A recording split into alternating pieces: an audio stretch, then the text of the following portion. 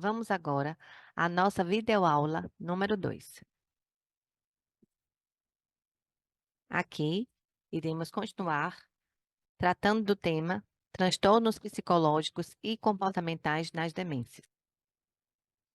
Com relação à etiologia dos distúrbios neuropsicológicos, existem 3 aspectos a serem considerados: os neurobiológicos, os sociais e os psicológicos. No que se refere aos neurobiológicos, há correlações entre déficits de memória e diminuição da função colinérgica relacionadas à depressão cerebral de serotonina e noradrenalina, ou seja, o idoso não está produzindo adequadamente ou não está produzindo serotonina e noradrenalina, e também tem histórico de depressão ou agressão. Além disso, desregulações nos sistemas GABA, a gama-aminobutirato, serotonérgicos e noradrenérgicos. Então, essas desregulações têm sido associadas com o aumento da agressividade. Além disso, os aspectos psicológicos e sociais. Os psicológicos vão trazer características de personalidade pré-mórbida, e respostas ao estresse. Já os aspectos sociais, mudanças ambientais de diversas ordens, como é que eu falei, a questão de mudar do ambiente domiciliar para o ambiente hospitalar, e fatores relacionados ao cuidador. Há, por exemplo, a relação que existe entre o cuidador e o paciente. Aqui nós vamos encontrar a relação de neuroimagem com as alterações comportamentais. Os exames de neuroimagem já indicam alguns prejuízos relacionados às BPSDs. Por exemplo, hipoperfusão nos lobos frontal e temporal, relacionada à psicoses. A hipoperfusão dos lobos frontal, temporal e parietal, relacionada à depressão. A hipoperfusão no córtex temporal, relacionada à agressividade. A hipoperfusão nas estruturas frontossubcorticais, que são as estruturas mais internas do nosso cérebro, que vai estar relacionada com o sistema límbico, trazendo apatia, dentre outros aspectos. As demências, elas vão trazer prejuízos diversos à vida do idoso, como grande angústia, tanto para o idoso quanto para o cuidador que o acompanha, ao ver o processo da doença se instalando, o pior prognóstico, a taxa mais rápida de declínio cognitivo, a progressão da doença com maior prejuízo nas AVDs, que vai minando, por exemplo, a motivação desse idoso para com a própria vida, a diminuição da qualidade de vida desse idoso, que começa a se tornar cada vez mais dependente de outras pessoas, o risco de integridade física para o paciente, para os familiares e para os cuidadores. O idoso, por exemplo, passa a não poder mais sair sozinho, gatilho para hospitalização e institucionalização, quando, por exemplo, a família começa a se questionar se de fato é capaz de acompanhar esse idoso em casa, ou se não é melhor que ele esteja no ELTI, ou seja, numa instituição de longevidade para idosos, para que lá ele tenha o acompanhamento profissional contínuo e tenha assistência necessária para seu desenvolvimento. Aumento de situações de abuso, quando o familiar aproveita os sinais de perda cognitiva para enganar o idoso e começa a tomar conta dos recursos financeiros desse idoso em seu próprio benefício e não em benefício do idoso. Aumento significativo dos custos diretos e indiretos do cuidado, pois cada vez mais o idoso vai necessitando de mais acompanhamentos, de mais profissionais, de mais medicamentos, de mais recursos, né, para seu acompanhamento, seu tratamento, etc. No processo de estudos acerca das demências, utiliza-se o método DISC. O que é o método DISC? Ele foi projetado para ser usado pela família e pelos cuidadores dos idosos, para que eles possam avaliar, gerenciar e rastrear as alterações cognitivas, comportamentais, emocionais que o idoso possa estar sofrendo. Ele é aplicável a muitos tipos de tratamento, sejam tratamentos não médicos, tratamentos não farmacológicos e tratamentos farmacológicos. O que é o DISC? A primeira etapa é descreva o comportamento problemático. Investigue as possíveis causas para o comportamento, segunda parte. Na terceira parte, crie um plano de tratamento e na quarta parte, avalie o plano.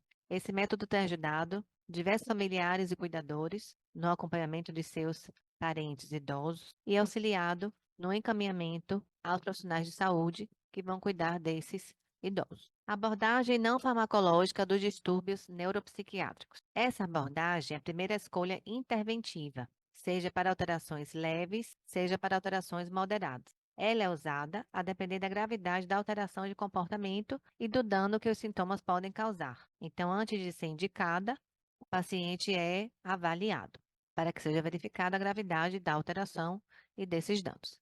Ela é usada em conjunto com medicamentos também, né? Medicamentos que tenham, no caso, um papel importante, desde que esses medicamentos sejam usados com critérios e monitoramento. Os medicamentos devem ser direcionados para comportamentos específicos para os quais há evidências de eficácia. Daí a importância da avaliação do caso, com detalhes. Agora vamos ver um pouquinho sobre os sintomas neuropsiquiátricos. Todo paciente com distúrbios neurológicos deve ser avaliado para delírio. O delírio geralmente tem causa física. Nesse caso, deve-se considerar a alta hospitalar recente, alterações do ambiente desse idoso, medicamentos que ele esteja tomando, a impactação fecal, pneumonia, ITU, hipoxemia e o ICC. Avaliar se o paciente tem dificuldade para a comunicação e dor. Todos esses aspectos devem ser avaliados de forma criteriosa, cuidadosa, para que de fato sejam verificados esses sintomas, como causas ou consequências de uma doença ou de um medicamento. Foram verificados, dentre esses 9 casos aqui, que respondem pouco ao tratamento farmacológico: a vagância sem destino, urinar ou defecar de forma inapropriada, o vestir-se ou despir-se de forma inapropriada, atividades perseverantes, esconder-se, empurrar a cadeira de rodas de outros pacientes, comer compulsivamente, isolamento, comportamentos verbais repetitivos. Como podemos notar, esses sinais são sinais observáveis. Numa dada situação em que acompanhei idosos no ILPI, numa tarde específica, uma idosa que eu estava acompanhando ganhou uma caixa de chocolate e, num período de 5 a 10 minutos, ela conseguiu comer quase a caixa de chocolate inteira, um chocolate após o outro, ao mesmo tempo em que conversava comigo, num tipo de entrevista simples. E ali, uma cuidadora passou, tomou a caixa da idosa e falou que o restante do chocolate ela iria comer depois. Isso deixou a idosa muito irritada. Ela começou a xingar a cuidadora e ali já era um sinal da questão da alimentação compulsiva. Ao conversar com a cuidadora após o atendimento dessa idosa, confirmei que ela apresentava compulsão alimentar. Naquele dia, a idosa recebeu a visita da família e ganhou diretamente da família a caixa de chocolate. Por isso, os cuidadores não tiveram controle, da quantidade de chocolates que ela comeu. Então, a forma de conduzir aquela situação foi tomar dela a caixa de chocolate e dar a ela os chocolates que sobraram, aos poucos, nos dias sucessivos. Dentre os aspectos a se considerar relacionados às demências está a desinibição sexual do idoso. A maioria ocorre nos estágios moderados a graves da doença de Alzheimer, mas também nos estágios iniciais da demência frontotemporal. É um sintoma incomum, mas difícil de abordar em pacientes idosos com doenças neuropsiquiátricas. A falta de estudos em larga escala não trouxe ainda um tratamento padrão ouro para a desinibição sexual. Portanto, o tratamento fica a critério do médico e tem como base a gravidade e o início dos sintomas apresentados pelo idoso. O tratamento não farmacológico é recomendado como um tratamento de primeira linha. Caso ele não tenha um resultado esperado, aí entra-se também com tratamento farmacológico. E o que fazer frente à desinibição sexual? Distrair ou divertir o paciente quando ocorrem comportamentos sexuais inapropriados, que é tirar o foco de atenção dele no momento. Rever a sexualidade do paciente ao longo de sua vida. Verificar o histórico dele em termos de sexualidade. Redirecionar o paciente diante de um episódio, fazendo com que ele mude o foco para outra atividade, outra tarefa, outro pensamento, outro assunto, etc. Grupo de apoio ao cuidador que tem um paciente idoso e sofre desinibição sexual.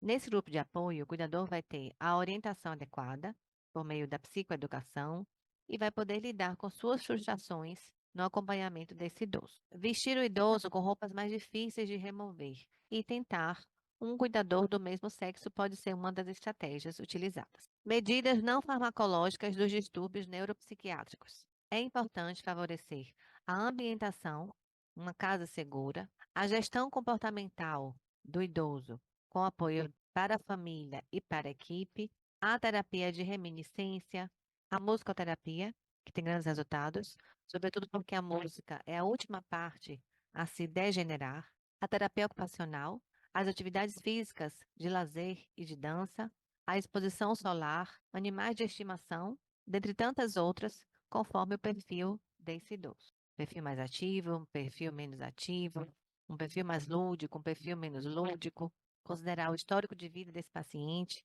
os seus gostos, os seus sonhos, os seus desejos, aquilo que mais o motiva, aquilo que menos o motiva. Tudo isso deve ser considerado quando se fala de medidas não farmacológicas dos distúrbios neuropsiquiátricos.